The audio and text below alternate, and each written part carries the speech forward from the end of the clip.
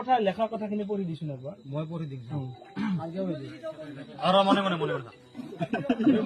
ভাল হৈছে মদাহীটো মৰছে কি বালৰ জুবিন কি বাল গান গাই কেলাহি আই এম বহুত হেপী চুৱাৰৰ বাচ্চাটো মৰিছে যে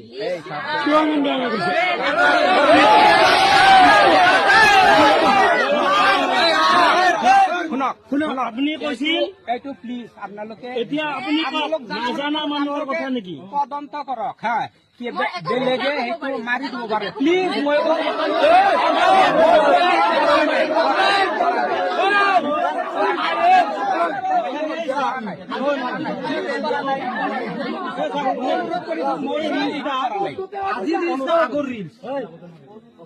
এই ৰিলছটা আগৰ ৰিলছ না আজিৰ ৰিলছ আজি নহয় এইটো মই